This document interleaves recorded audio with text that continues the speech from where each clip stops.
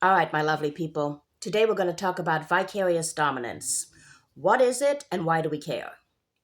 So, the thing is that when you think about power, power doesn't just rule us from above, it seeps sideways, downwards, and inward, reshaping how people feel about themselves and others.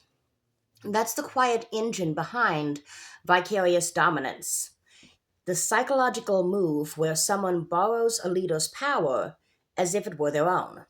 And once you see it, you can't unsee it. It's the missing link between the abstract machinery of hierarchy and the lived emotional experience of political identity. It explains why some people will defend a leader more fiercely than they defend their own material interests.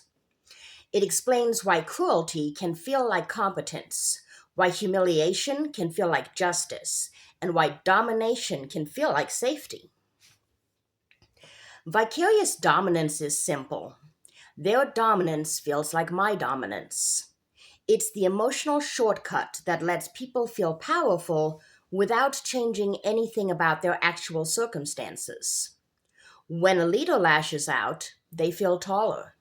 When a rival group is mocked, they feel vindicated. When the leader wins, they feel like they've won something too, even if nothing in their life improves. This is the psychology of identification fused with hierarchy. It's not just, I like this leader, it's, I am this leader, and this leader is me.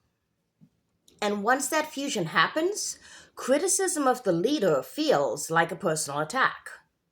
Accountability feels like persecution. Restraint feels like weakness. The leader's aggression becomes a kind of emotional oxygen.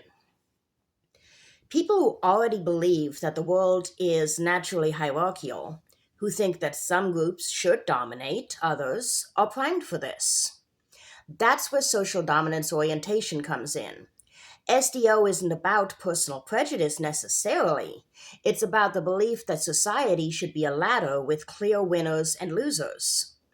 If you hold that worldview, a dominant leader doesn't just represent your group. He restores what you see as the proper order of things. So when such a leader humiliates outgroups, it doesn't register as cruelty. It registers as equilibrium. It feels like the world snapping back into alignment.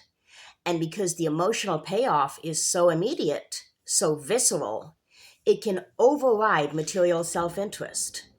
Hierarchy becomes a kind of moral compass, and dominance becomes a moral good.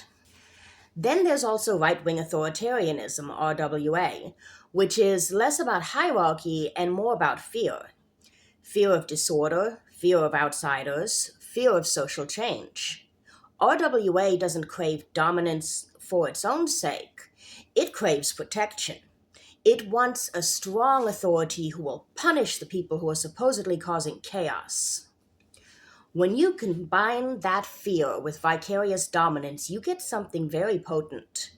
The leader's aggression feels like safety. Punishment feels like protection. Harshness feels like order. And loyalty becomes non-negotiable. Because the leader isn't just a politician anymore, he is a shield.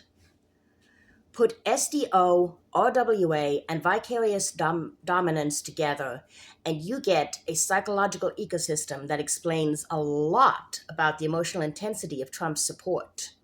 For some supporters, Trump's domination isn't symbolic, it's personal. His victories feel like their victories, and I've known people like this personally.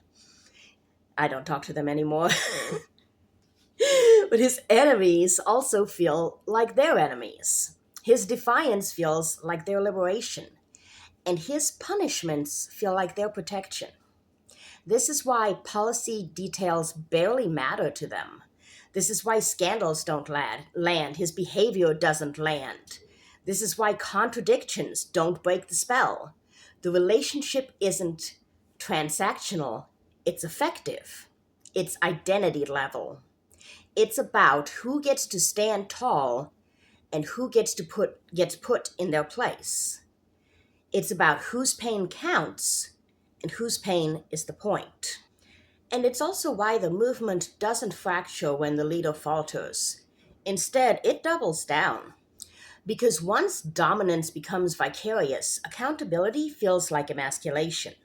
Once fear fuses with identity, restraint feels like surrender. And once hierarchy becomes moralized, equality feels like a threat. The danger isn't just that people will tolerate authoritarian behavior, it's that they will celebrate it. They will experience it as empowerment. They will feel more alive, more righteous, more themselves when someone else is being crushed. That's the emotional logic of vicarious dominance. It turns domination into belonging. And that's the political challenge of our moment. You can't argue somebody out of a feeling of borrowed power with facts. You can't counter an identity level fusion with policy. You can't break a psychological bond with a procedural critique. You have to understand the emotional architecture before you can dismantle it.